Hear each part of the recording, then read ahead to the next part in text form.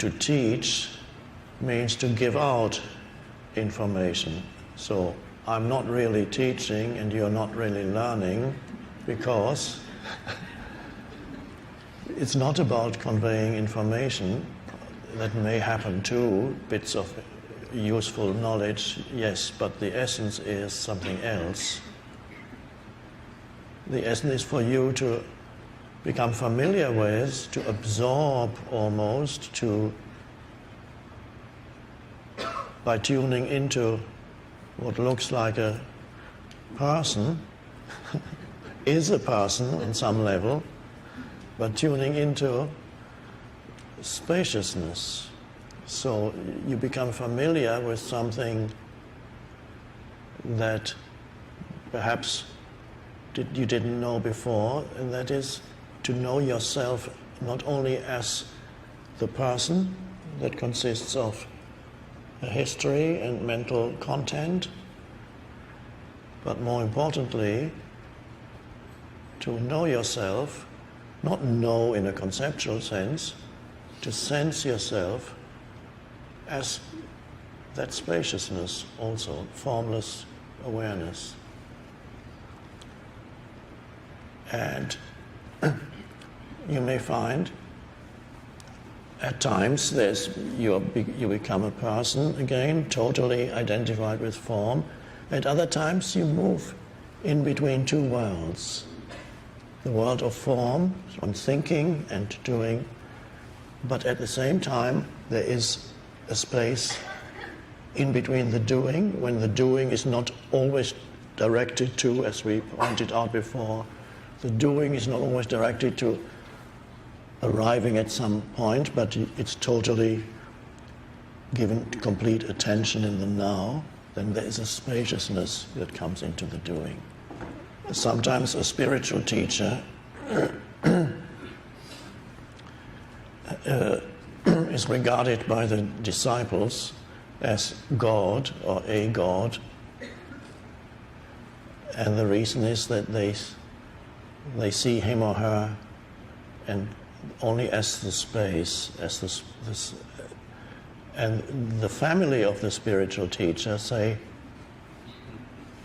I don't know what they're on about. They only see the form. Talk to their children if they have children, or their wife if they have a wife, or their parents. And they say, what is this? This is so-and-so. We know him so well. They don't get the space at all, because they're so familiar with the form of the teacher. They don't see the transcendent dimension. Their vision is closed. And sometimes even the surroundings. This is why Jesus said, no prophet, I don't know the exact the line, no prophet counts for much in his own village, his hometown.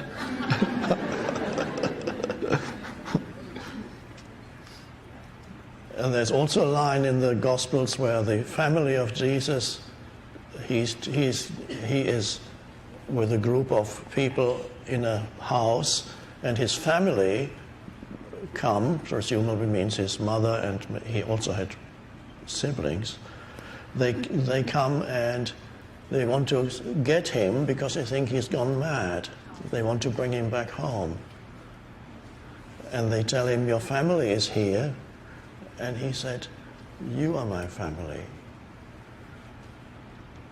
The spiritual family, which transcends the relationships that you have on the level of form.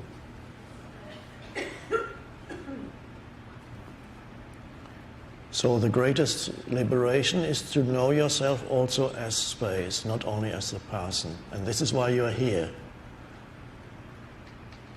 And that happens when you become still and alert and present. The personality subsides.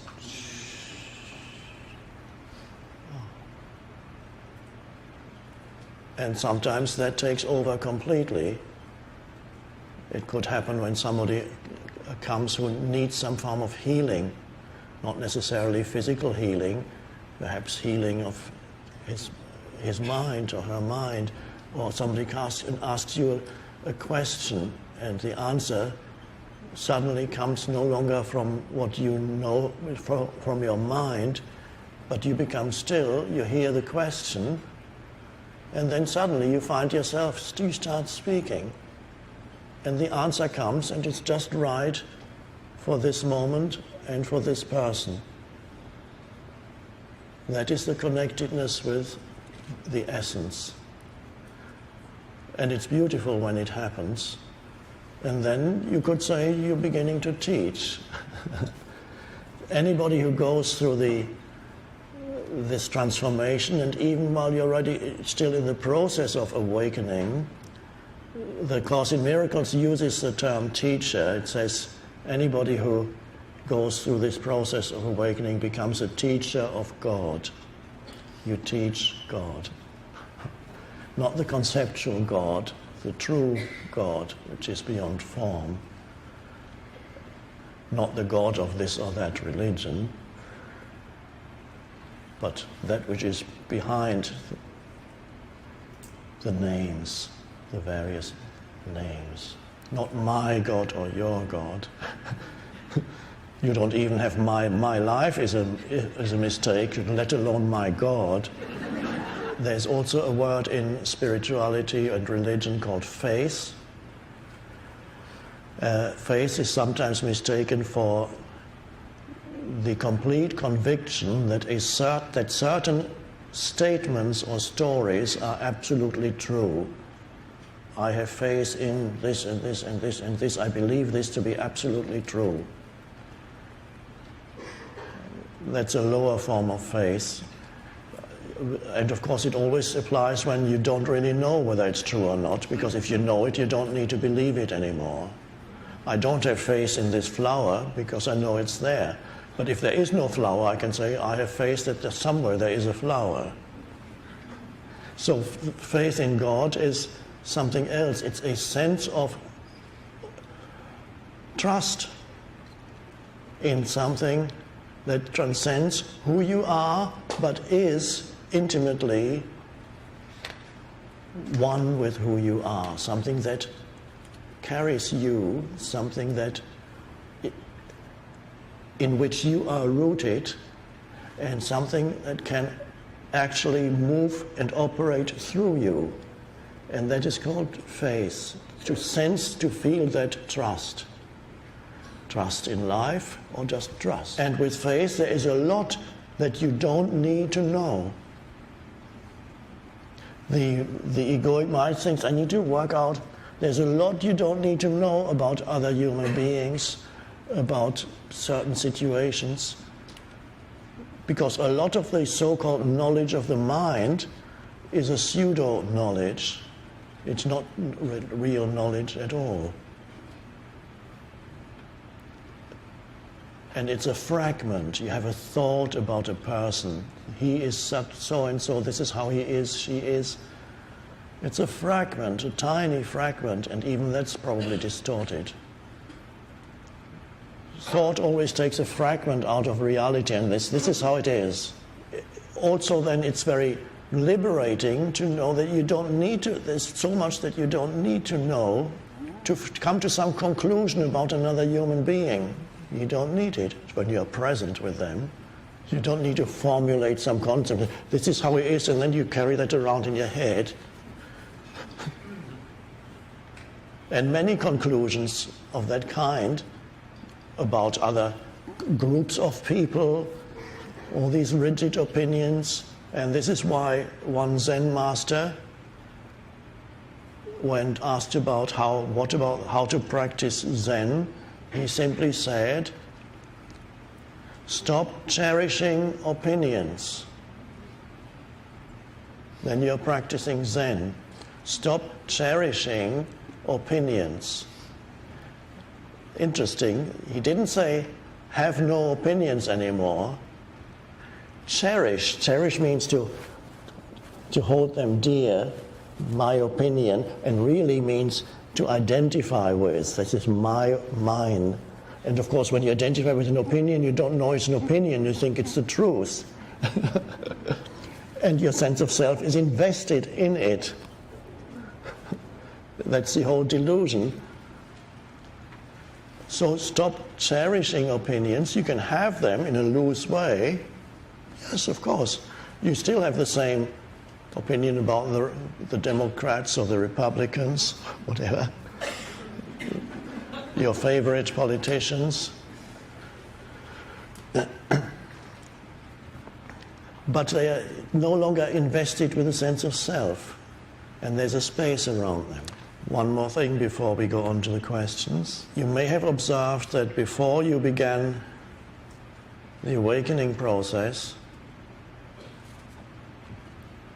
you spent a large part of your life waiting for the next thing, waiting for some resolution to something, waiting for the end of the day, waiting for the weekend, waiting to get somewhere, to achieve this or that, waiting for... There's always the waiting game that's part of the old consciousness, the mind-identified consciousness. So that is, of course, you're not present, you are waiting for the next moment. And that begins to subside as you become more present. You're not always waiting for the next thing, because this moment is actually fine. And so when I stop speaking, you're no longer waiting for what's he going to say next. Why is he stopped? There's often, when I start giving a talk, there's often a silence first. Not quite as long when there's a huge group, because then before I even start speaking, I've already lost 50% of the audience. But there is a silence. And one reason, of course, is that I love it, and it's lovely to enter the silence. But another reason, of course, is that there's a silence because I don't know what to say.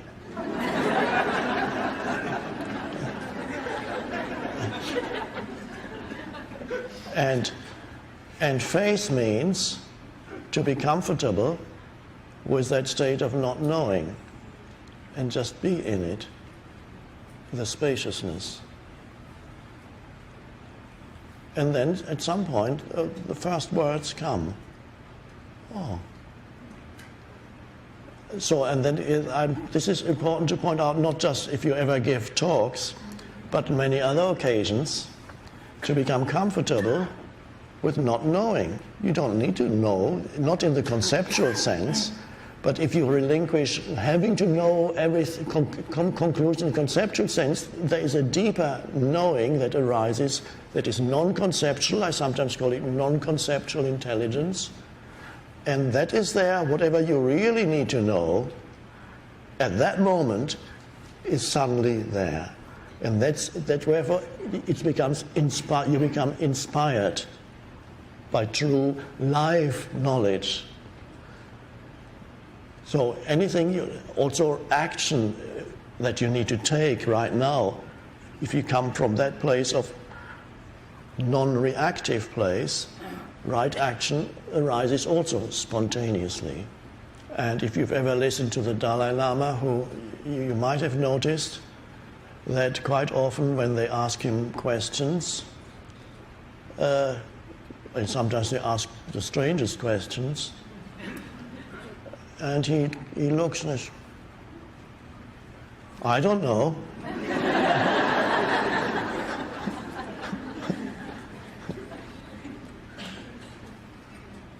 And sometimes after a while he starts to speak, and then the answer is actually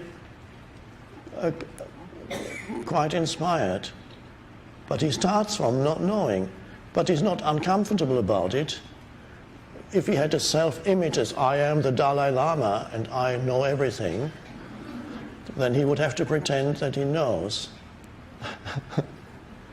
But there's just a space there. You may have noticed that some people with big egos can never say, I don't know. If you ask them a question, they come up with the most absurd answer just to pretend they have not the slightest idea, but something has to come out because they can't say, I don't know. Okay, let's have a first question, and I cannot guarantee that I know the answer. And so remember how it goes. There will be a couple of people. I'm not going to pick the questioners, but a couple of people. One person will be closer to here, the front, and another person will be closer to over there in the middle, and we'll pick. I don't know where the person is here in the front who is going to pick the questioners, so that person needs to come to the front while we are still, not waiting for anything, of course.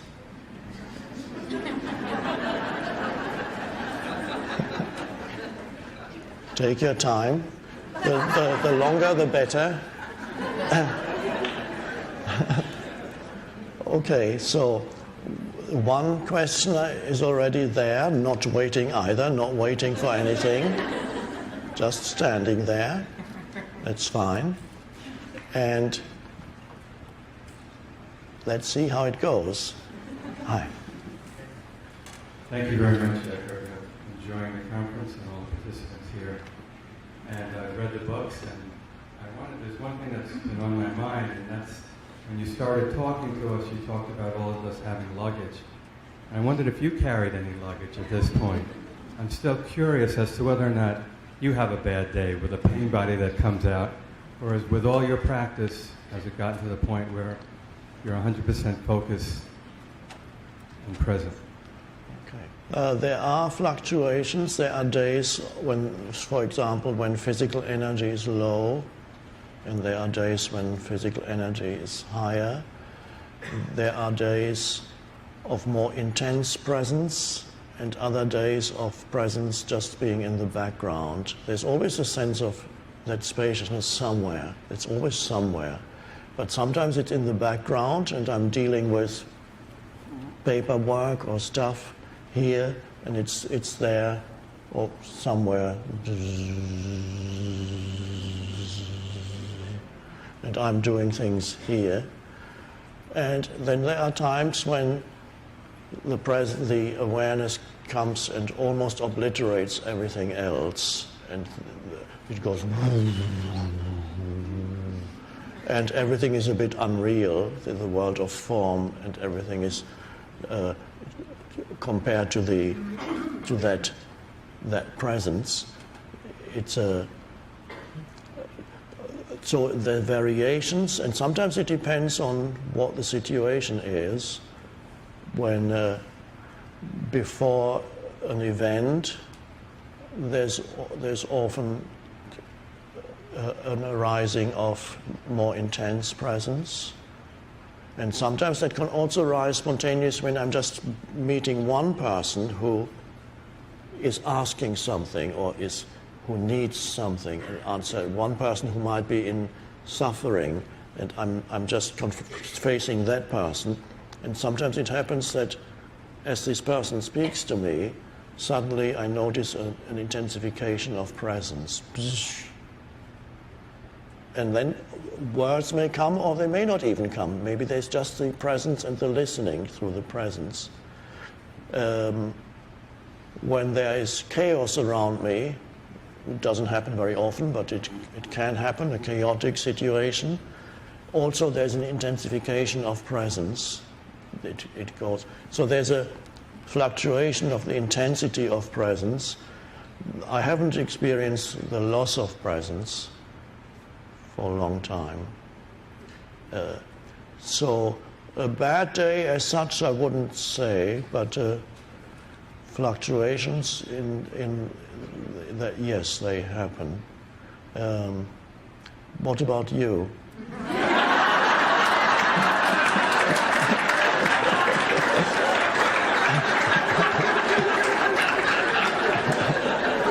I was having a good day. I am having a good day, and yes, I'm here, so there are fluctuations. Thank you. Yes, okay.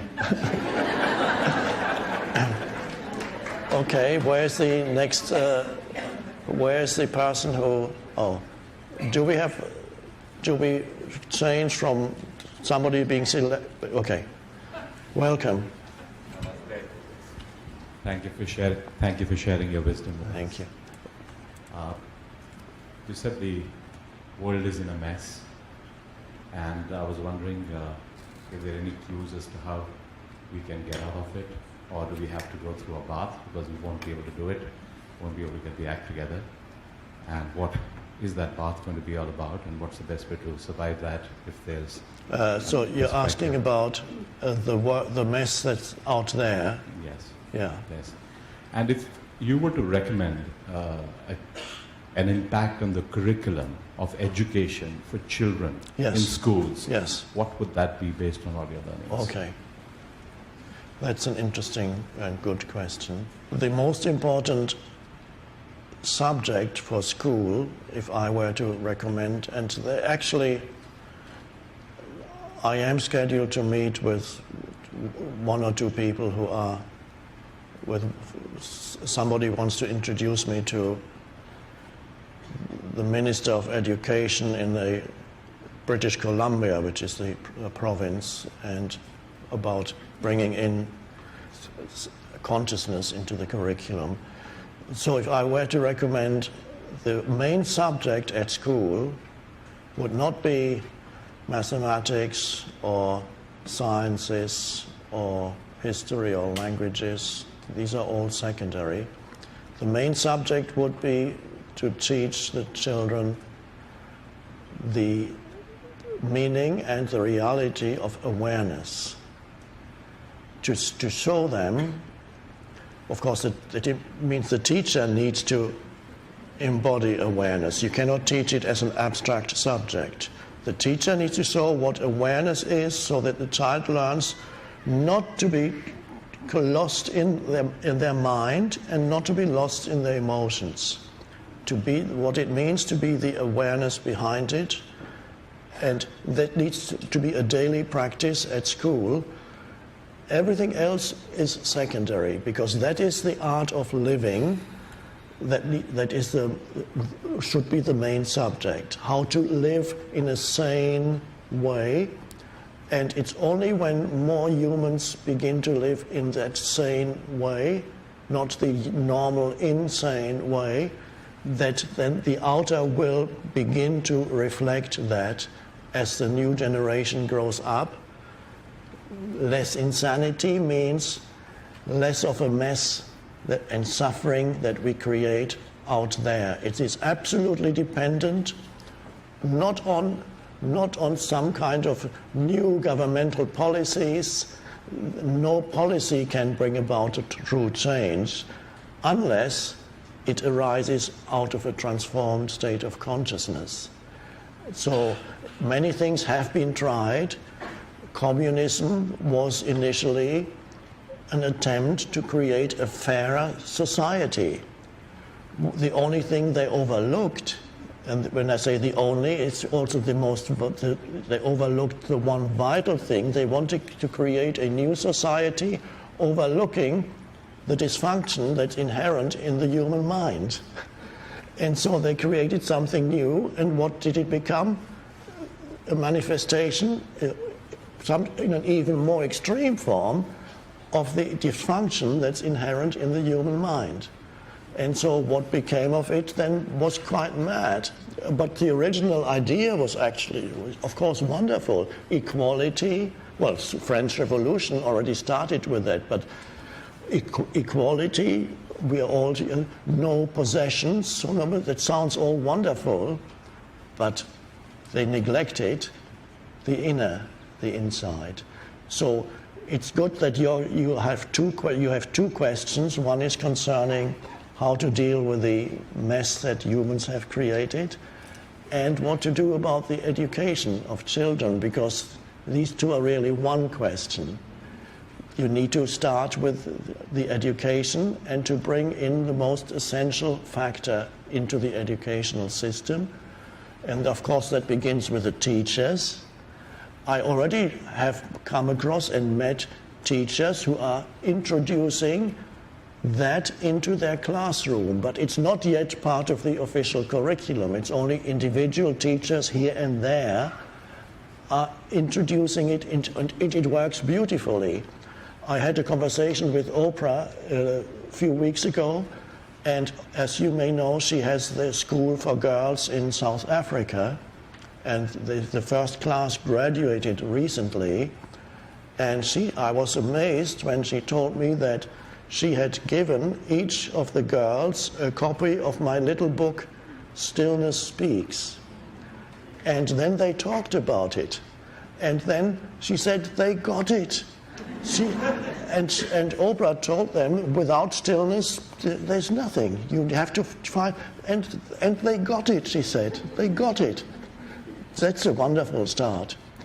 So your question really is one.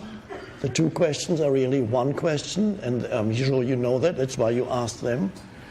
The transformation of the mess begins in this room and in you. And it's wonderful that you are here, because you are the root for the transformed world. Not only children, adults have their role to play too, because we're still here alive as long as we live. We have the role to play here too. Do you live in the States? I live in New Delhi in India. In Delhi? Yes. Yeah. Yes, well, I'd like to go back to India sometime soon. I perhaps see you there. It will be a pleasure. Thank you. Thank you. Thank you. Thank you so much. I appreciate the impact that you have on my life and on so many others. I kind of have a practical question. It relates to something you said yesterday about being present with your children. And I certainly want to be present with my child. You brought up something about they still have to brush their teeth. And I get the infamous, no, mommy, I don't want to brush my teeth. No, mommy, I don't want to get dressed. And so how do you be present when your child is constantly saying no on a day-to-day basis so that I can really love him, that, like you said, be completely present to him? Because I'm finding it hard. Right now I feel like a Dalai Lama. There's a balance, and that's quite an art to achieve that balance. Since I've never brought up children, I cannot give you concrete examples, but I have observed children, and I have observed families, how they live together, how they relate to each other. And the balance is between doing what needs to be done on the level of form, which includes brushing your teeth, knowing also to what extent you need to force a child to do something, which may have to do with preventing the child from endangering him or herself. Some parents have become so permissive that they allow the child to do almost anything. They can climb up on a high wall, they might fall down and break their neck, and they still let them do it. That is not wise.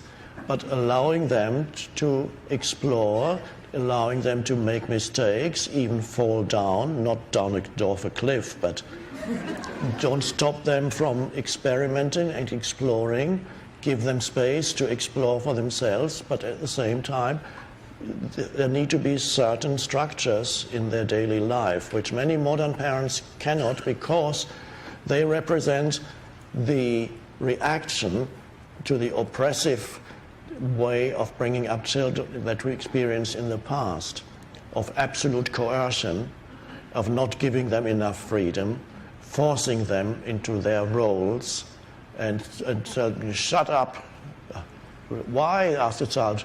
Why? And then the answer is, because I say so. It's not a good answer.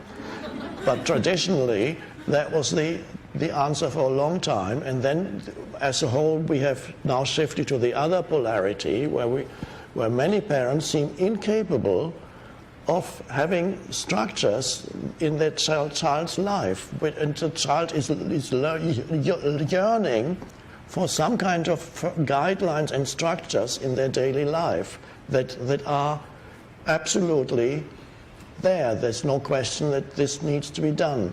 So it's bringing in structures, not more structures than are needed to bring about a sane way of living together as a family.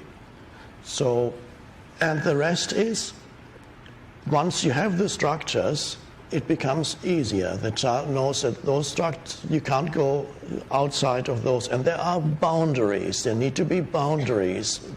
Many parents these days don't give boundaries, and then when the child grows up, eventually they have to find boundaries in a much more painful way, and they may end up arrested or something, and then they suddenly find, oh, there's boundaries in this world. There are things I can't do. So bringing up children as long structures, and once you have that, it's easier to bring in the spaciousness into the child's life, and that is giving attention. So when the child is talking to you, the child learns primarily from their parent's state of consciousness. The child learns not so much from what, as you know, we all know that, the child does not learn from what the parents tell them. The child observes the parent's behavior, and it absorbs that, and also absorbs their state of consciousness. If there's a lot of emotional conflict in the family, the child absorbs that, and the pain body grows and grows. That's extremely helpful, because I think you really put the nail on the head, because I'm really having trouble putting boundaries and structure, feeling almost guilt around that. Yes. And yes. It will probably be more present once he gets into yes. the routine. Yes. And so that's the child models your state of consciousness, so that if you embody presence, then something of that will be absorbed by the child. And if you are able to give the child, in addition to dealing with daily situations, this needs to be done, and that needs to be done, and this is not to be done, there's the spaciousness that comes when you look at the child. Don't always, when you look at a child, come up with something that needs to be done, or tell them to stop doing something. And that's the only way you interact with a child, is to tell them either to do something or to stop doing something. And that's a very impoverished way of interaction. The most vital element is missing. And of course, many parents are so absorbed in their minds, they are hardly there. Their bodies are there, but the dad is on his cell phone and a computer, and the mum is busy with her things, and then they are arguing with each other, and there on the periphery is the child. Nobody's really giving them attention, except when they say, stop doing that, or do that now, it's time to do that. That brings give attention, which is looking, listening. Doesn't have to be long. You don't set aside, you don't say, okay, it's time for attention now. It doesn't work like that. It's an organic thing as part of your daily life. So that means you need to embody the presence, and then don't just relate to the child as the mother. That is your role. Temporary, because when the child grows up and you can't get out of the role of mother, you become obnoxious to them. Because you still tell them what to do, and you always know better. And you're so worried about the mistakes they're making, and you know all the mistakes they're making, and you keep telling them not to do that, and they hate you for it. So don't get identified with the role. No, it's a temporary thing, and then you grow out, because know yourself not only as the role, but know yourself also as the essence consciousness behind the role. And the essence is not even a woman. The essence is beyond man and woman. It is the aware presence. So it can be there not only as the role, mother, but the form, but be there also as the aware presence, and the two. So the child is living with two of you, so to speak, the mother and the aware presence. But they're really one, of course. Well, that's my answer, and you can also ask Dr. Phil about it. Thank you.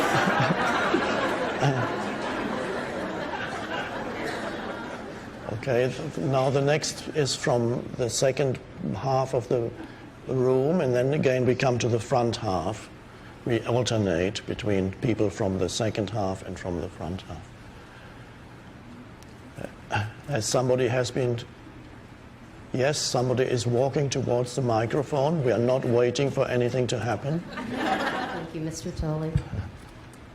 You've given myself, and I know many other people, this gift that I'm about to present to you, in that I've been walking the road with my mother, who is in the process of dissolution of self through dementia.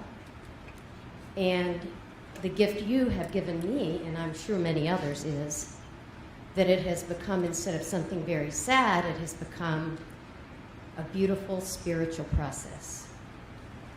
And I thank you for that. And my question now is, what can we do as a culture to help encourage others to make this road more comfortable for those and for us as we walk down that road toward the dissolution of self? For others, other cultures, or what? How do you? Well, in our culture, I guess what I'm trying to express is I feel like perhaps we don't handle this as best we could. We shove people back and we put people in corners and away, and I'm wondering how we can use your teachings in a way where we can find presence and bring others into this presence as their lives are ceasing. Ah, yes, thank you, yes. That's important. It occurred to me recently that as I was talking to someone, that it may be time for this teaching, which it's not a teaching, but we have to use words. It may be time for this teaching, which has so far has gone out, spread out into the world at large, to perhaps be applied in a somewhat more focused way to certain areas where perhaps it has not sufficiently, the areas has not sufficiently reached yet. And one that came to mind as I was talking to this person was college kids. I got inspired by, I gave a talk a couple of months ago at the University of California, Santa Barbara campus to a small class of undergraduates. Some were graduates, some were undergraduates. And the talk was about, to do with ethics in daily life. And there were about 25 people there.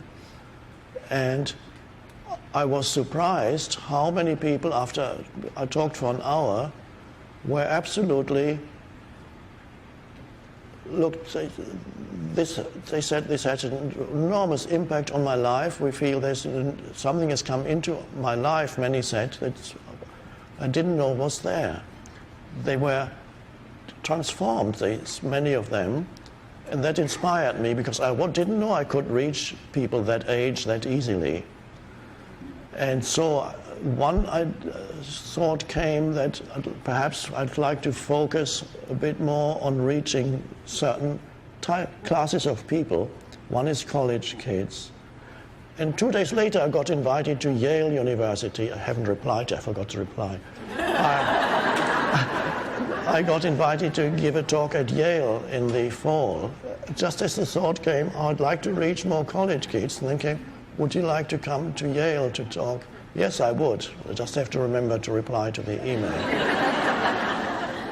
And then it came to me, another area is prisons, so that to get the teaching into prisons through sending them reading material and CDs or DVDs, and perhaps even go into prison, if that is possible, and work with a group there for a while.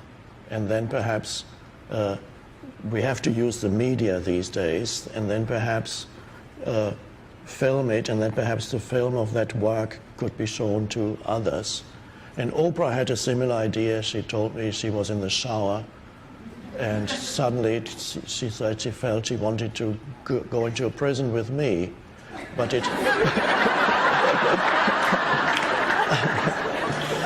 it hasn't happened yet, but it may happen.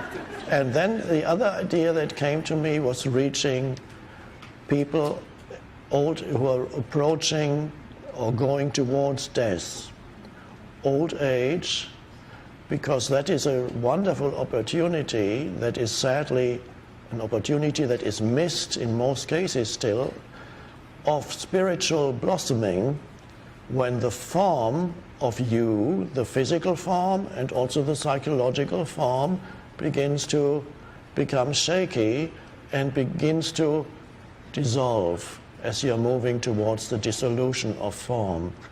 And still the majority of old age centers, senior residences, homes and so on, are just waiting rooms where they hang around waiting for death to happen and watching television and playing cards in the meantime. There's an emptiness there, not the true emptiness that we point to, but another emptiness. And there's a wonderful opportunity there because it is such an important stage that the Western societies don't know about this anymore. It's such an important stage of life because Western societies are so excessively focused on form, they cannot deal with the dissolution of form. They have to deny it. So in more ancient cultures, there is more of an acceptance of death, and the elders are highly respected because they can sense, others, the younger people can sense that there is a wisdom in the elders.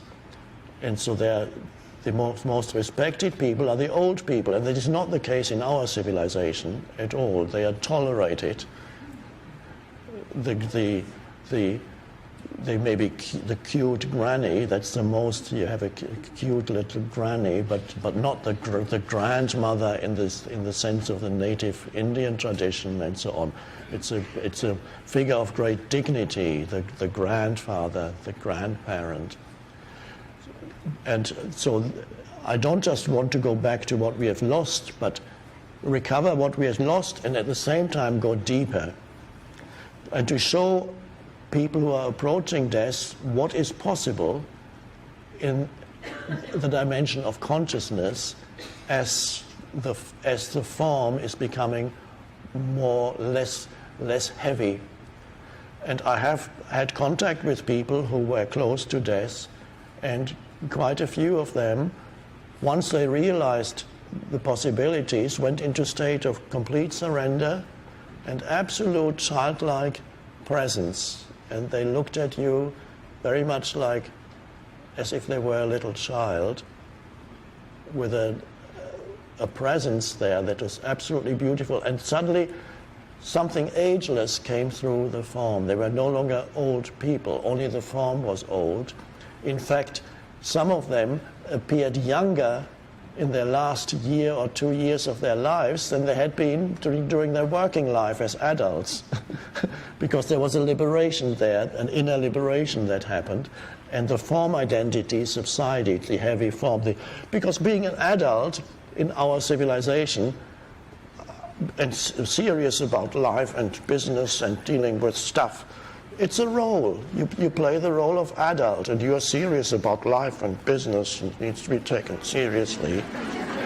It's a role you play. Society teaches you that this is your role. You're now a responsible adult. You're not playful anymore. You can't really enjoy yourself because you're not responsible if you're enjoying the present moment. You should be worried. You should be worried about your financial future. That's what you are taught. Yes, this is a wonderful thing, so let's see what happens. In the meantime, you do what you can, whoever you meet, who is approaching, who is entering that last stage of physical existence. Perhaps there's something that you can point out when the moment is right. You always wait for the right moment, which can maybe a question or some kind of opening that you can sense, and then you point something out. And there may be some old people who are absolutely close to anything spiritual, never say spiritual, but they may be open to, if you suggest, can you feel the aliveness in your hands? Yes. What are you getting at? And can you feel the aliveness in your feet? Aliveness in my feet? Yes. Just try. Do you know if your feet are still there without looking at them? Yes. And then you go, and then the rest of the body. How does that feel? Does it feel good? Yeah. Never say anything spiritual or you need to be in the present moment. Maybe that's too much too. But you can feel the aliveness within. Well, that's good. You're not convincing them of anything, that they need to believe in something, not at all. Start with something very, very concrete, very immediate in their experience, and then see where it leads. I actually read your book that was given to me by my sweetheart, and when I read it, I wrote this question down. So it is this: how do you keep your ego in check and love yourself at the same time? Okay, good. Yeah. The true meaning of ego is you don't even know that there is an ego. When you're really in the grip of ego, you're in the grip of certain mind patterns which are totally possessed by your thoughts, identified with your thoughts, and you are a thought-made entity.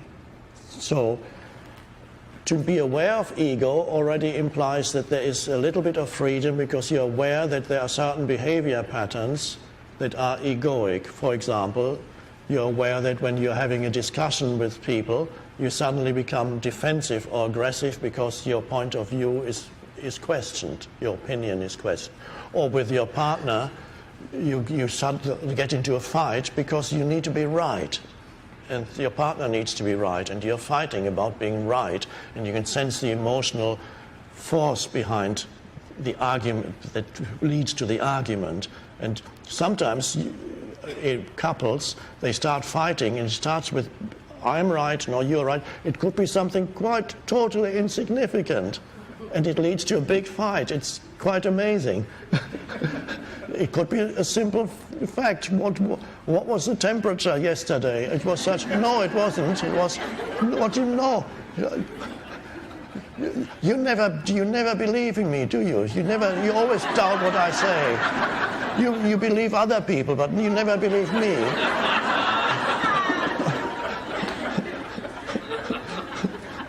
You always know better, don't you? There's the ego. So when as it operates, you can be aware of it. And when you're aware of it, it no longer has the force that it has when you're completely unaware of it.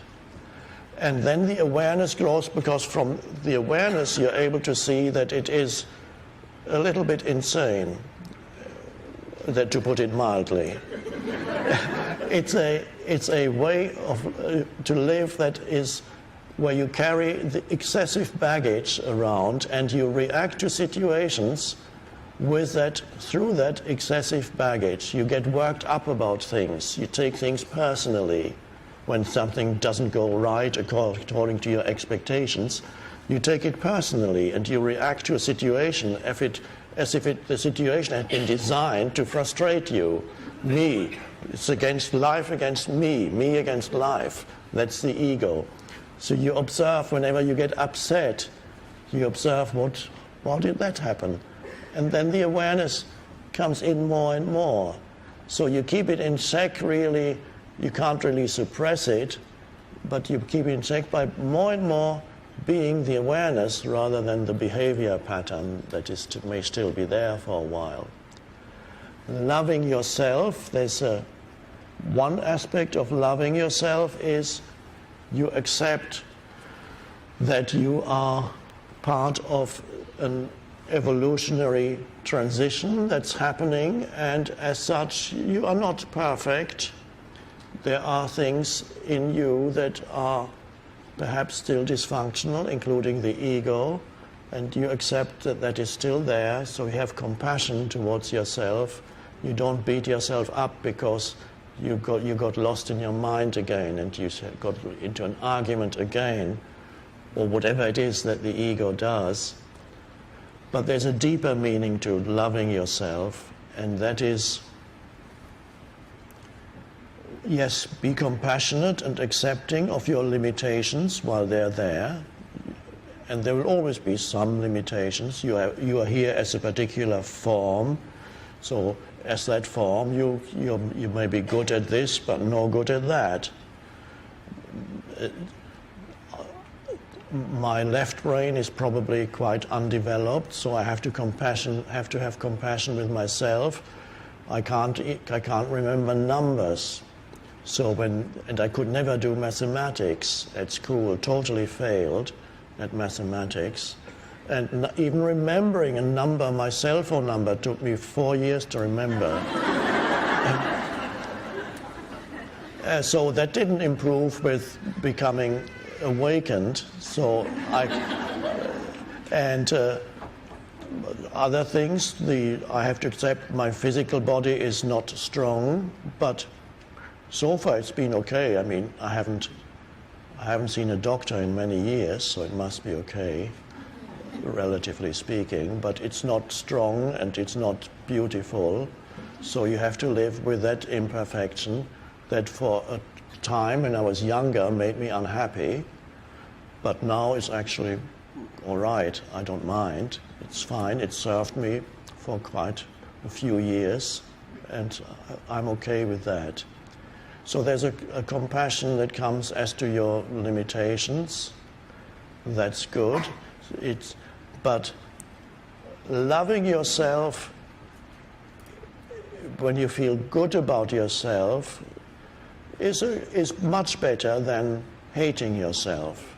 And many people hate themselves, are very critical about themselves in their mind, and continuously regard themselves and berate themselves as not good enough, not as good as, should be better, I should have done that, why didn't I do that, why are you so stupid? They talk to themselves in the head.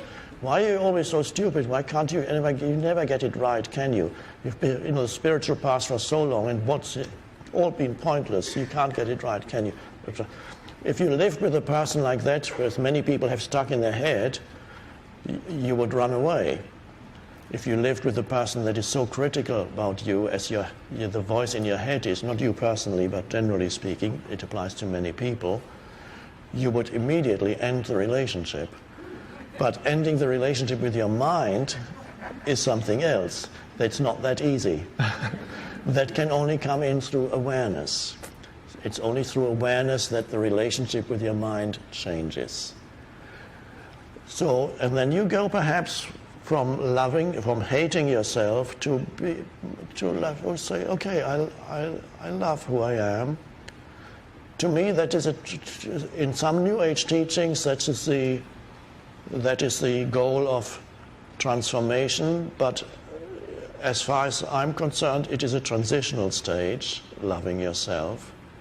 Because even when you love yourself, what does that mean, I love myself? Who are you and who is the self? There must be two of you here. So you're split. You are the one who you have a relationship with yourself. The dog doesn't. The cat doesn't. The dog is itself, him or herself. It doesn't have a relationship. It doesn't feel good about himself or bad about himself, or have some kind of inadequate self-image. The dog has no self-image. There's no ego. Ego really means an imaginary, mind-made image of who you are and living through that image. So you are possessed by the mental image consisting of thoughts and emotions, and that's me. And so you are possessed by that mental image, and you are split. You don't know it. So loving yourself is a transitional stage that can take you to being one with who you are. And then you don't love yourself anymore, but love can flow through you into this world. You become love, but you don't love yourself.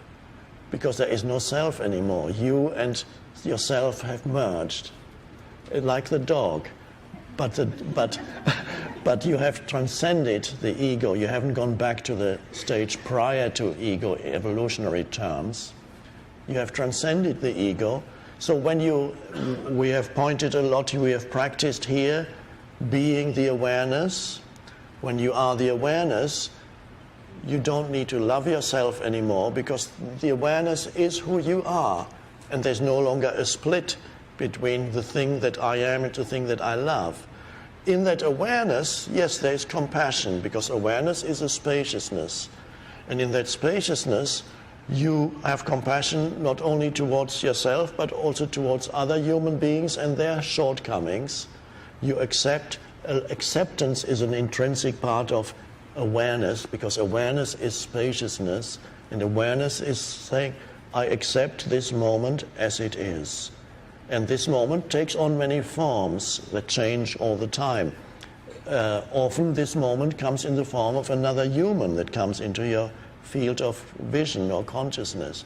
And that human may manifest behavior that is very unconscious and very egoic. And you don't hold it against them. You know what it is. You don't make it into their personal identity, and you accept them for who they are. You become the space for what is. That's ultimately love and compassion becoming one. So awareness is love and compassion flowing through you into this world. And then you don't need to love yourself anymore, because you are yourself fully. This is oneness with who you are, which can be called integrity. And then you look at your dog and say, we're in the same place, except that I know it. The dog just lives it, and you live it and know it. That's the added dimension. Thank you. Great answer. Thank you.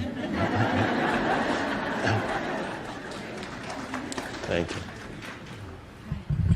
I was wondering if you perhaps could offer a few words about physical pain, particularly chronic pain that's been going on for many years and for which no alleviation could be found. Is that a question that concerns you? Yes.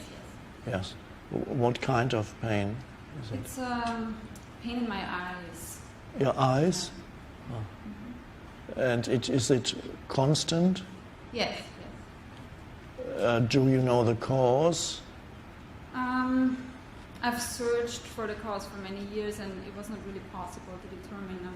I've really consulted traditional ways of medicine, of coping with it, and then many alternative ways. And the last I heard about it was that it's supposed to be a neuropathic condition that is the result of a dry eye condition that I was suffering from originally. An important aspect of that is accepting what is, which does not imply that you do not seek help. If help is possible, you explore every possible avenue, but in the meantime, not creating on top of the physical pain an unhappy me that is the second superimposed on the physical pain. Then comes the psychological suffering that goes with the physical pain. That is something that you do not need to accumulate in you as this is part of excess baggage. If the pain creates an unhappy me entity that complains about it and feels sorry for itself, and so on. So accept. While it's there, you have to bring acceptance to it. And then don't formulate certain thoughts in your head about it that make you into a victim, where your identity becomes, you become someone who is a sufferer of a particular disease. And that can easily become, I've often observed it, people who have a condition that goes on and on, in their mind they become a victim of that condition, and they describe themselves to others and to themselves as a sufferer of such and such. There's a labeling process that happens.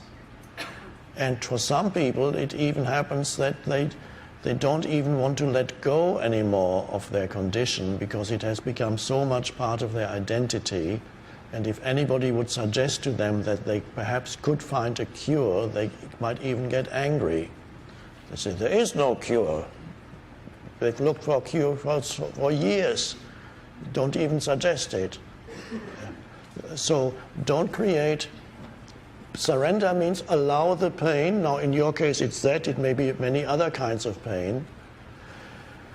Pain can, if you surrender to it, erode your ego. And I have seen cases of people who've had prolonged pain or prolonged disability, confined to a wheelchair for 20, 30 years or their whole life, no longer able to use your limbs, being totally paralyzed. And some of those have actually transcended the ego without ever having come into contact with any spiritual teaching. It just happened by itself. In the face of this constant pain, they had to give up inner resistance. And with giving up the inner resistance, the ego, which is resistance to what is, dissolved. And so I've occasionally met people in wheelchairs, for example, and I looked at them and I say, there's no ego there anymore. There was just, I thought I saw it, although I'm not sure, that was many, many years ago when I looked at Stephen Hawkins in his wheelchair. And he looked at me and I looked at him. And I could suddenly feel he's not suffering. He's suffering on the physical level, I'm sure, but he doesn't seem to be suffering on the psychological level. So there was no me entity that was in suffering. And I found that quite amazing, that in the face of one of the worst things that could happen to a human being, you couldn't hardly imagine a worse fate than what happened to him. It would be very hard to come up with a worse story, no matter how much you have suffered in your life. Not to become gradually paralyzed, can't even hold your head up anymore, can't move any of your limbs. The only thing that's still working is your mind, and you're like that. You cannot feed yourself, you can do nothing. You lose everything, and that was his fate. And there he was, when I observed him every day at lunchtime being fed by his students and trying to speak, but no longer being able to speak. He didn't have a machine yet, they hadn't invented it yet at that time. So only croaking sounds would come out of his mouth. Nobody could understand except the people who were close to him and spent a longer time with him. They could interpret what he was saying. He wants apple pie. Okay. And coffee. He wants coffee. And I'm doing that because it's... So the amazing thing, what did not happen to him was the build-up of a victim identity on top of the pain. The build-up of an unhappy me on top of the pain, which would be normal. It would be normal for this to happen. It didn't, for some reason, it didn't happen. So all that was left was that extreme discomfort, but he seemed to be okay with that. So with a deep acceptance, and this is, I've seen it several times with some people who have had chronic pain or permanent disability, surrender happened. And sometimes also, when acceptance happens, now acceptance is not the acceptance of a condition. You don't say, I accept that I have AIDS, cancer, whatever the condition is called. You don't accept the condition in your mind. What you accept is only the reality of this moment. And at this moment, the condition, which may have a name, at this moment, the condition manifests in some form as either physical pain, or it manifests as physical disability, or as physical weakness. It manifests in some way, presumably, and that is what you accept. So you don't have in your mind, okay, I might as well accept that I have cancer or AIDS. I need to accept. No, that's not. You don't accept some mind structure. You accept only the immediate reality of this moment. And then healing can also happen, and does happen, when you go into deep acceptance. I read 1 or 2 books about healing, and they found that when people come to a deep acceptance, not of their condition as a whole, but only of that which arises in the moment through the condition, then healing is more likely to happen, because with that acceptance comes an energy field that is loving and harmonious and powerful and deep, that comes with the acceptance. So allow the pain to push you into that acceptance of what is, so that you don't build up a superstructure of an unhappy me on top of it. And then perhaps a change will happen. So use it. It's not, nobody perhaps would choose it, although in New Age many people might tell you, why did you choose that? And of course I never say that, because it doesn't quite work that way. I'm not telling you that you chose that pain, but some New Age people will. They may not be entirely wrong, but it's not quite the right perspective. But what I do suggest is accept, and I wrote it somewhere, accept this moment as if you had chosen it. That's easier. Because if you believe I chose that, you begin to feel bad about yourself and guilty. So that's not the case. You don't need that. But accept this moment as if you had chosen it. And then a shift may happen. And even if the pain does not go away, something else gets eroded inside you. And then the pain will have had a certain function that you didn't know it could have. And maybe then it'll go away. So that's all I can offer you, with surrender to what is, and don't build up an unhappy me on top of it. Thank you so much. Thank you. Thank you. The hand of destiny. You. Hello. No. I had a meditative experience one time that was so... consciousness was in every cell of my body, to the point where it felt like my knees understood, like they were communicating with plants in the room. In that state of consciousness, it occurred to me that death perhaps wasn't imminent. We speak about the new species arising.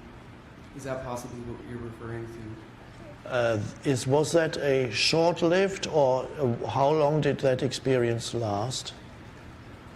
I don't know, perhaps 10 to 20 minutes. Uh-huh.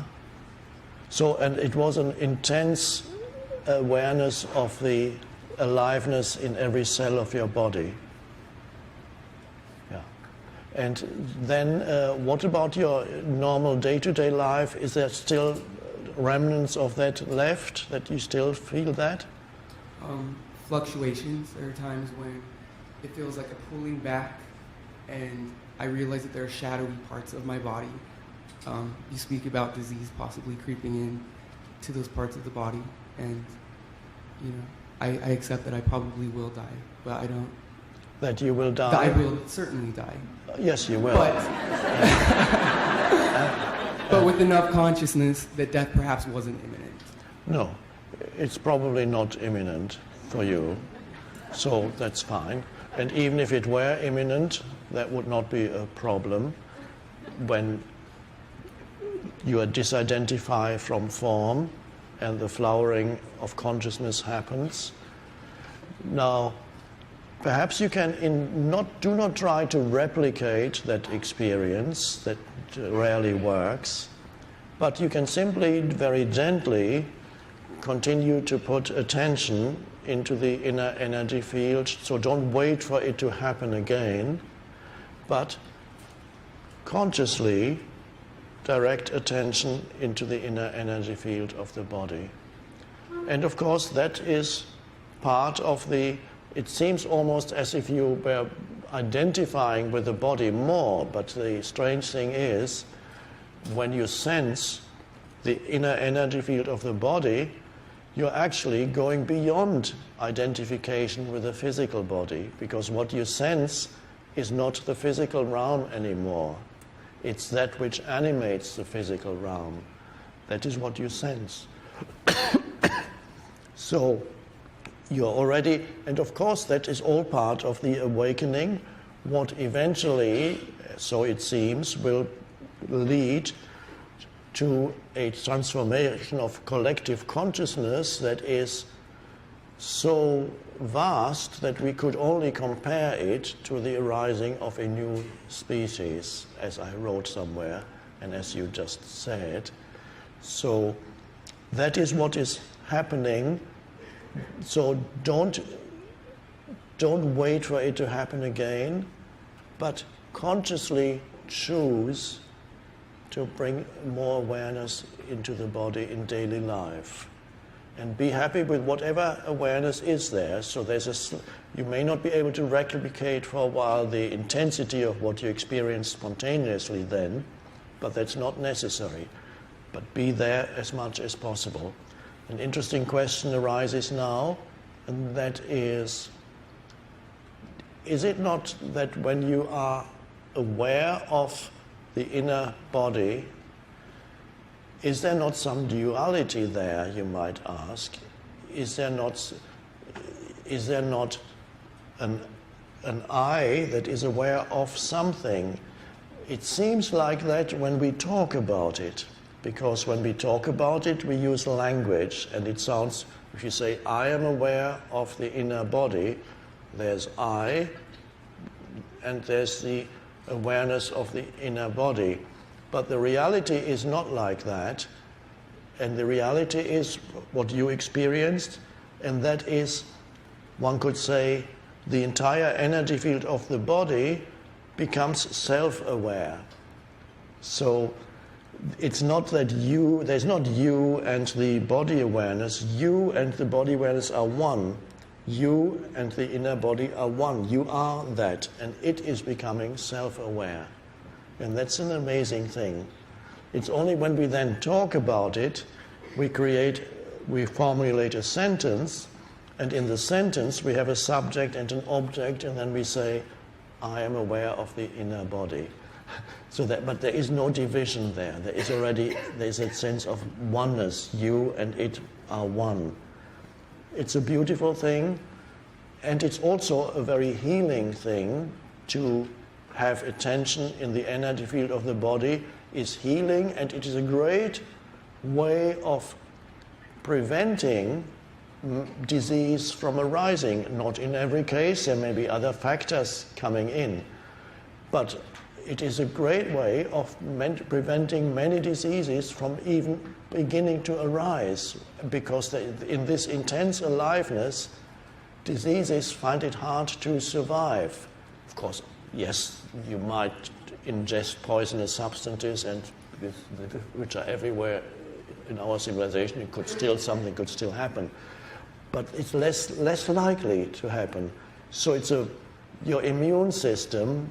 So it affects, this awareness affects every cell of the body, and the immune system becomes actually, I rarely use terms like that which refer only to the physical dimension, becomes strengthened through that.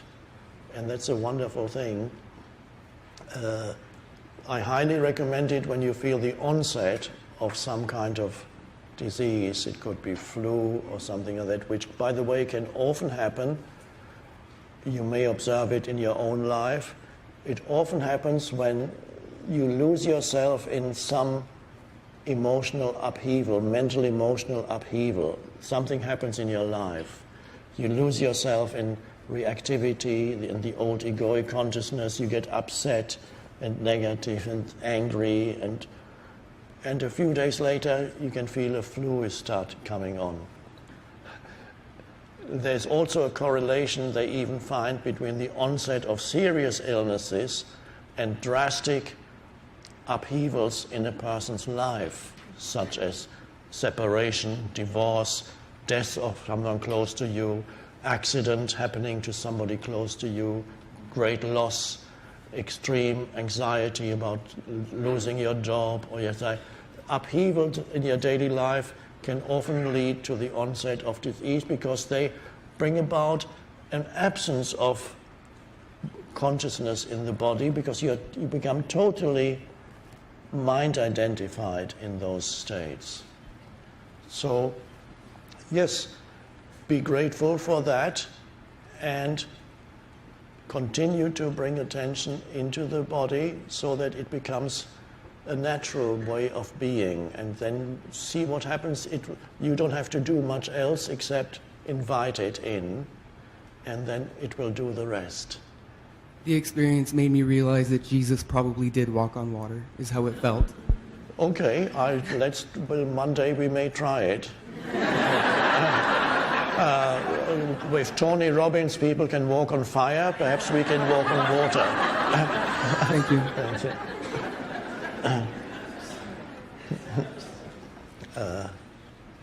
Where is the hand of fate? My question is about trusting what arises. For example, at the moment I have a big decision to make in life that will impact my life and other people. And a direction seems to arise, simply arise. But I also know that there are unconscious forces, unconscious desires inside me that are silent and can arise in the same way. How can I trust what arises? Some things, you're right, arise not from the deep place of knowing and awareness. Some things may arise from the emotional field or the ego, or fears and desires may arise. And how do you tell the difference? There is a certain feeling quality associated with things that arise, realizations, sudden realizations, even a thought that comes that you suddenly, oh, this is what I need to do. There's the feeling quality associated with things that come from the deep place of awareness and of knowing, and not from the restless emotional field. There is always associated with it a deep sense of peaceful certainty. Peace is peace, but a vibrantly alive peace comes with that realization. If a vibrantly alive peace does not come with the realization, it doesn't come from the deepest place. It comes from the intermediate place of emotion, fear, egoic desire, masquerading as perhaps some great insight.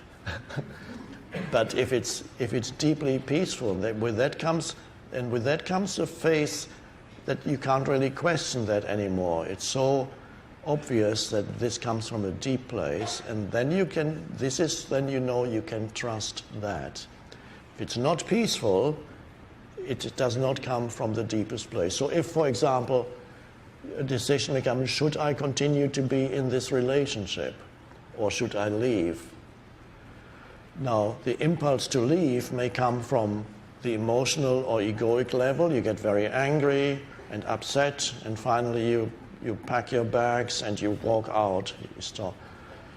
That is probably not from the deepest place, but if the impulse to leave comes with a peaceful and deep certainty, then it is right. And then you walk out without even making the other you leave behind into an enemy. And that there you know that's the right place, and you can act on that. That's how it is. So, does that make sense to you? It does make sense. Yeah.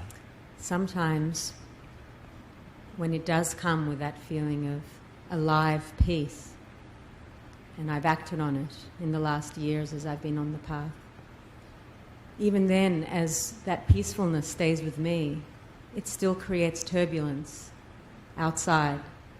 So Yes. even that faith stays with me that somehow it couldn't have been different.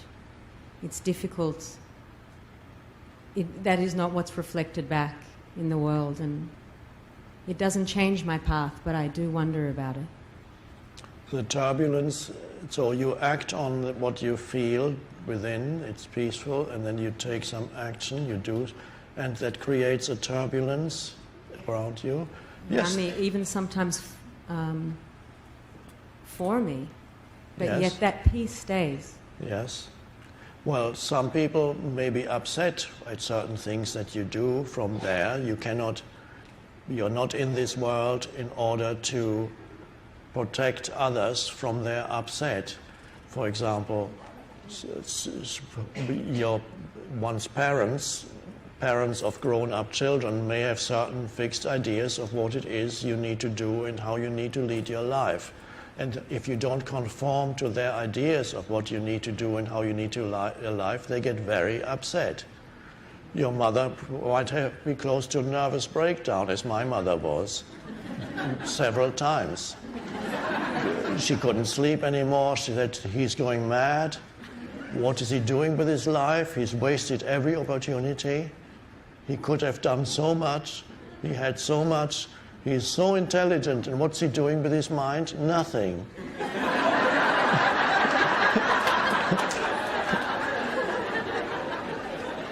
Now, I had to accept that. If I had said, okay, I have to do something in order to, so that my mother doesn't have sleepless nights anymore, I'm now going to apply for a job in Wall Street, and then my mother will be happy.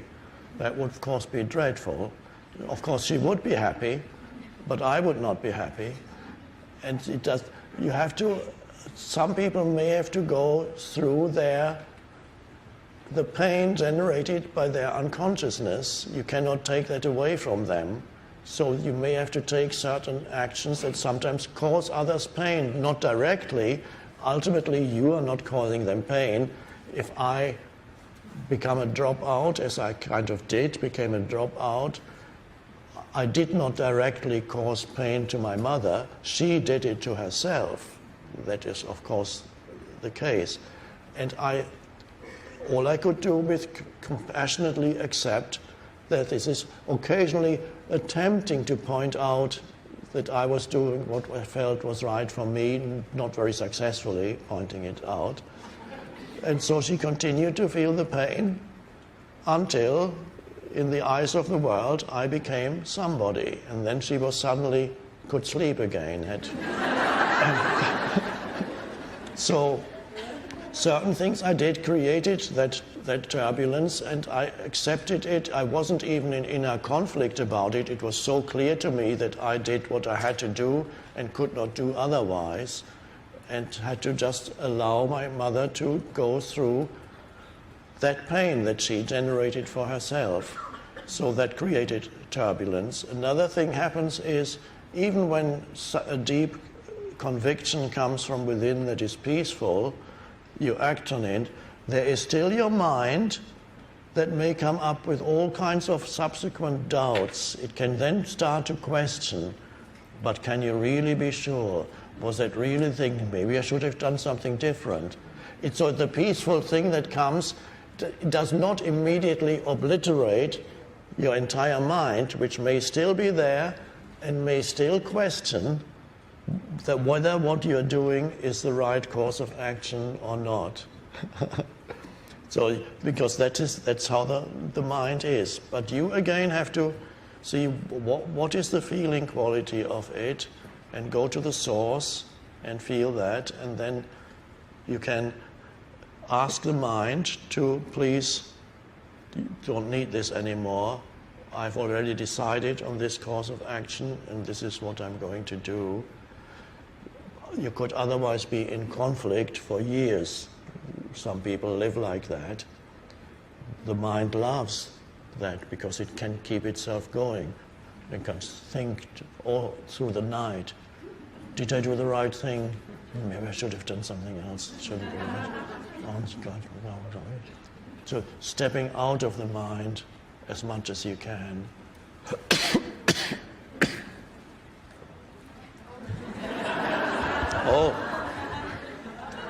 Oh, okay. Do you want to go one first and the other one next?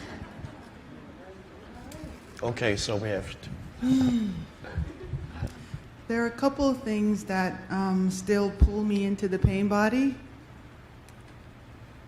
and I'm aware of that, you know. So I know it's a process, that it's getting better. It won't always, you know, be like that. But when I'm in there, it's total suffering, you know. It's total suffering, and then when it passes, I see it. yes. I'm having difficulty with a loss of identity. I'm not sure who I am anymore. Okay. That's good. I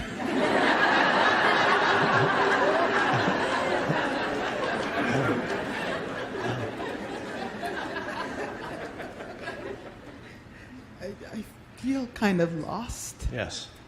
Yes. Well, that's the transitional stage. There are really two questions. There's the pain body question, pain body episodes, and the sense of being lost because you're not quite sure anymore who you are.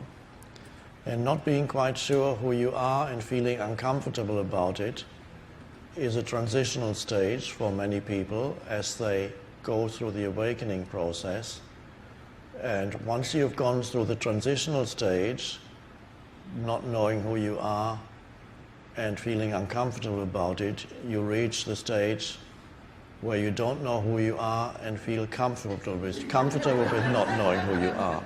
And then there is a deep knowing in there who you are, but you couldn't say anything about it. When you become comfortable with not knowing, as I am, I don't know who I am. I don't have concepts in my head that tell me who I am. I have other people who think they know who I am. They say he's a spiritual teacher, or they say he's a writer, or they say he's done great things, or whatever they say, or they say he's insane. They all know who I am, it seems, but I don't subscribe to that.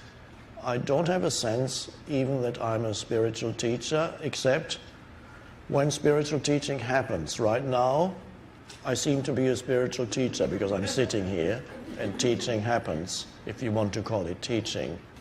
When I walk away from here and I don't carry around the sense of identity that here's the walking spiritual teacher. So spiritual teacher is a function, but it's not an identity. It's a function. So whatever you do in your life, you perform a function. You may have a job, whatever you do in your job, it is a function that you do. It is, and while you do it, you can call yourself that. Teacher, whatever you do, the function, but not an identity. You don't carry it around as an identity. The most liberated place in yourself is the place of having no particular ideas in your head about who you are, but just being the awareness. But the awareness is not an idea. It looks like an idea when you talk about it. But being the awareness, that's who you are. But conceptually, you can only be the awareness if you give up on a conceptual level trying to figure out who you are. So it's only when you give up trying to figure out who you are conceptually, and conceptually means it's some story you tell yourself. This is who I am. It may not even be your job. In some people, in some cases, it's their life story. I'm a sufferer of abuse. Of course, it is it's a sad thing that you suffered abuse, but to build an identity around it is a deception. A conceptual identity, I'm a sufferer of such and such. And then you can go to a convention of sufferers of such and such a condition, and to strengthen your sense of identity. It's very seductive. Oh, now we know who we are. So, not knowing who you are feels a little strange to you right now, but if you go more fully into that and you see that there's an awareness there that doesn't need to know conceptually, and that's who you are, and you are rooted in that. So, just continue what I said about the function of being a spiritual teacher, and then I walk away to my room or go somewhere, but not as a walking spiritual teacher, but simply as a walking field of presence, a field of awareness walking. But that's not a conceptual thing, that's an immediate realization that I am the awareness. But I'm only the awareness because conceptually I've become comfortable with not being anybody. Comfortable with not being anybody. So your transition, the discomfort will be replaced by acceptance of not knowing who you are, and suddenly you feel yourself rooted in awareness, or you are the awareness. Then you know who you are, by not knowing who you are conceptually. That's the beauty of it. And now let's come briefly to your pain body episodes. There are certain situations in which it tends to arise. Perhaps you can even note there are 2 or 3 particular situations where it happens again and again. Perhaps to do with other humans close to you. Am I right? Yes. No. It has to do with my daughter and money. Those 2 things. Okay. Yeah. Okay, that's a big thing for many people. Their children and money. Money can bring up a sense of the fear that makes up many people's pain body. Pain body can be anger, can consist primarily of anger. The pain body, which is the old accumulated emotion that you carry around, can also consist of mainly of fear of survival and so on. And particularly for those people in whom the pain body contains a lot of fear vibration, money often triggers that fear. And it could be sometimes insignificant amounts of money, and you can suddenly have a reaction. $10, $100. So whenever you lose awareness when the pain body arises, and the awareness returns when it subsides.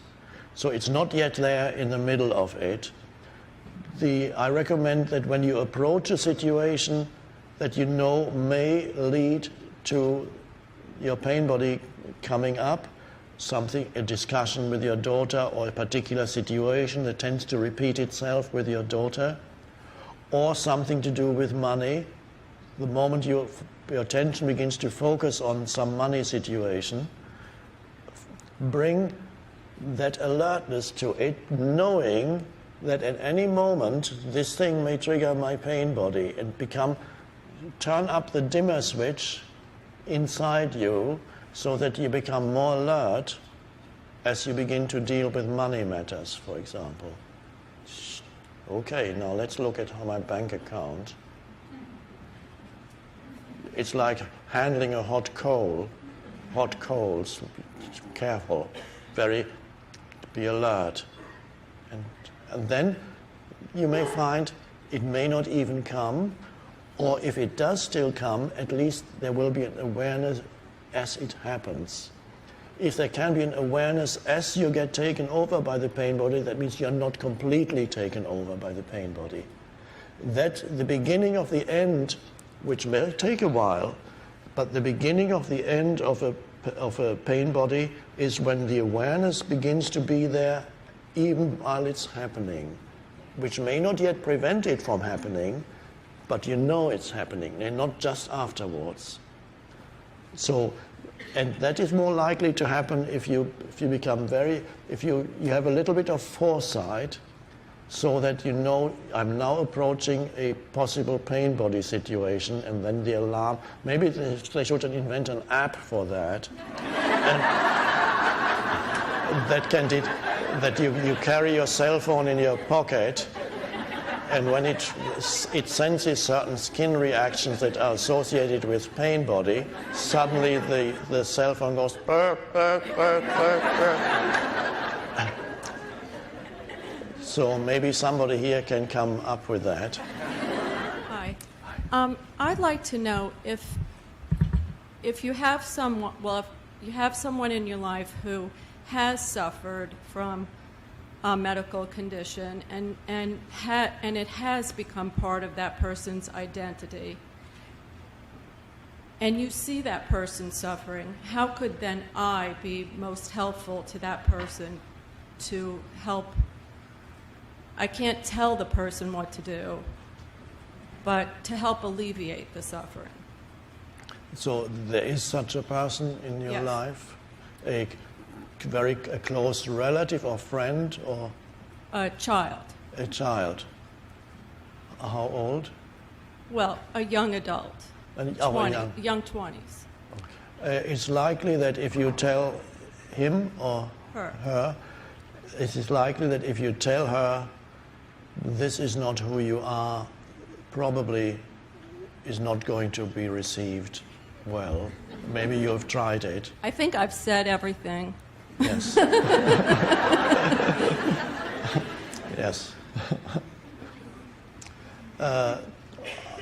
It's probably best not to address that particular condition, the psychological condition, if you want to call it that, of pseudo-identity, not to address it directly, but simply what I suggested a little bit earlier to do, what you could do with older people who are maybe not be open to anything spiritual whatsoever,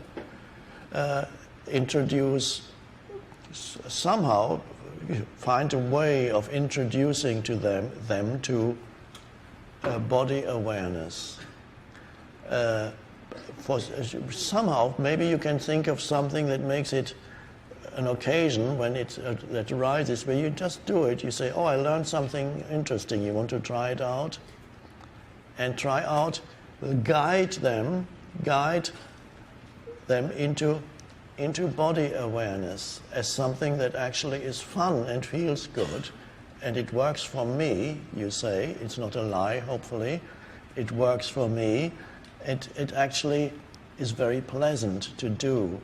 And when you guide them into body awareness, inner body awareness, that already takes attention away from where it is usually lodged in their mind. And of course, that is in their mind is where the pseudo-identity lives, as an idea of who I am. So the more you take attention away from their mind, put it into the body, the weaker the pseudo-identity, which is an idea, becomes in their head. And you never need to address it directly. You never need to question the pseudo-identity, because, as you know, probably doesn't work.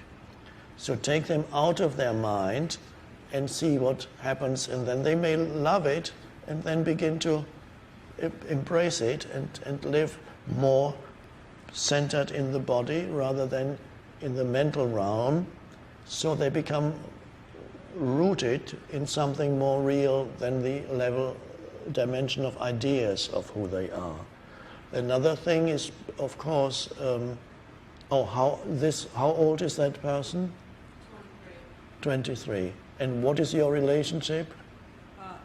My daughter. Your daughter. Okay. How does being in nature, does she have a relationship with the natural world, or the world of nature, or Not so much. no? If you can somehow take her out of the mental realm. These days, many youngsters are very much immersed in the abstract realm of electronic media devices. Many youngsters are continuously, it's always a pity to see when I see the young people, children often, they are with their parents, they are on vacation, and what do? The children are going, they're in some new place that they haven't seen before, they could take it all in, wow, but the parents don't seem to be guiding them either. They don't say, let's do there, touch this, look at that. They let them just,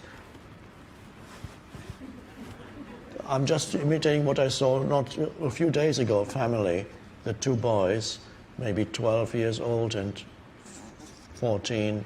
They hardly looked at each other or the world around them. The complete attention completely absorbed by, as if the device was sucking up their consciousness.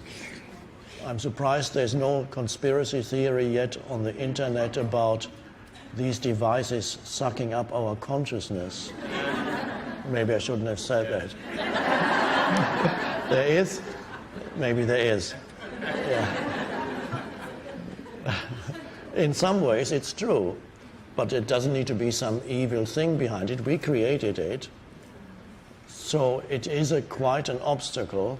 It takes you away from, it completely takes you into your mind and into the world of mental abstraction. And it has an enormous addictive quality. Potentially it can also be used for awakening. And this is why I'm happy that the internet is being used here also to spread the teaching, and why I did the Oprah webinars a few years ago. So to counteract the negative impact it has on human consciousness, there is also a possibility of using it in a positive way. So nature can be very healing and can bring balance into a person's life and also help take them out of excessive mental dwelling mentally in your mental identity. It can take you also into the body, also interacting with nature in some way, going on hiking,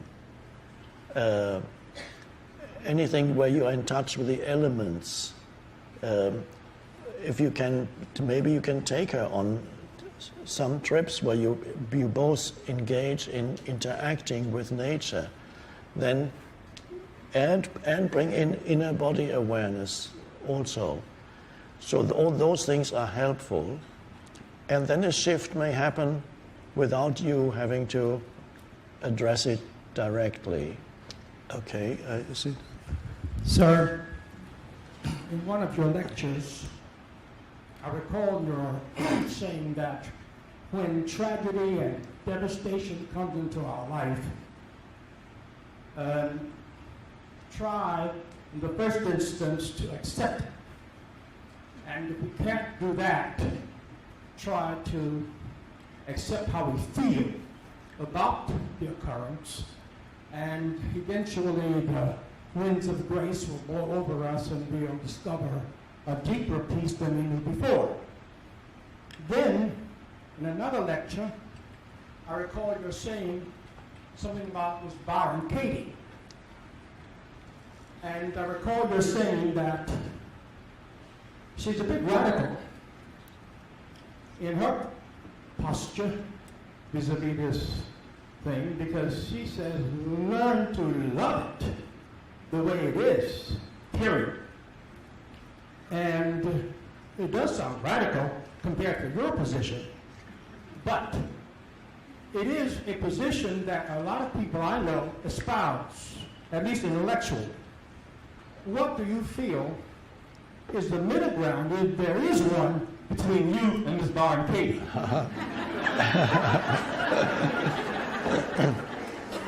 Thank you. Of course, Byron Katie she loves what is. That's how, and so she teaches what she lives, and it happened to her. It happened to her spontaneously, and I've spent time with her privately, and she truly seems to love whatever is, and this is her teaching. And my teaching is related to it, but I don't quite express it in such extreme terms. I say many situations, you may not be able to love that situation, but you're always able to bring acceptance to it. And if you bring acceptance to it, there at least is a peace around the situation. So let's say you find yourself stranded somewhere, your car breaks down in the middle of nowhere, you walk through the rain, can't find anywhere. Byron Katie can probably love it. She loves the feeling of the rain and breathing in the air, and every step is great. Why should it be otherwise? This is what is. And you love it without even telling yourself mentally that you love it. You just love the experience. Any experience, you love it. And that's how this is what happened to her. And this is for quite a few years people around her thought she was mad, and she couldn't hardly talk to people anymore because there was no common ground anymore with ordinary humanity.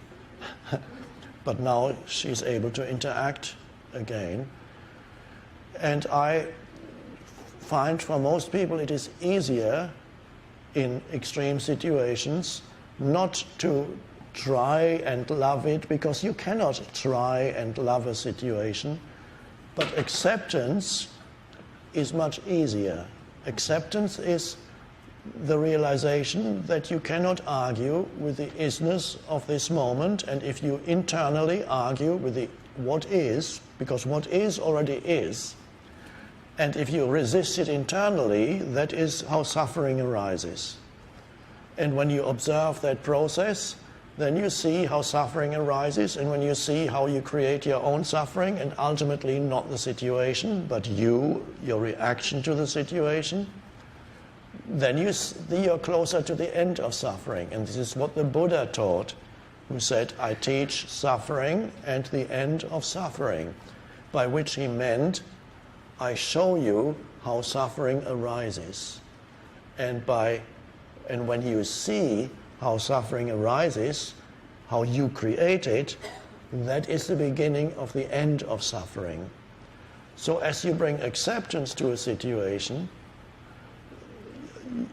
a certain peace arises, a peacefulness comes. So let's come back to the same situation. You cannot perhaps love having to get out of your car in the cold and the rain, in total darkness, in the middle of nowhere. What do I do now? Usually the mind would go into, and this is just a relatively insignificant situation. There are far more serious situations than breaking down with your car in the middle of nowhere. This is what is. If that is your realization, you don't have a mental commentary on that. You simply stay with every step and see, what can I do now? And that is acceptance. And then you're more likely to do the right thing when you bring acceptance to it. And then you may find the acceptance deepens. And as you go about taking the necessary steps to end that particular situation, to remedy that particular situation, as the acceptance deepens, you may find that there is no clear dividing line between acceptance of what is and loving what is. At some point, they merge into one. And this is why sometimes a human who accepts and then goes more deeply into acceptance suddenly finds that what we call acceptance has turned into loving what is. So acceptance, if it's deep enough, becomes loving what is. So ultimately, they are intimately connected and ultimately one. And now, that was the last question for today. I'm getting a signal that we need to finish for today with a little meditation on stillness.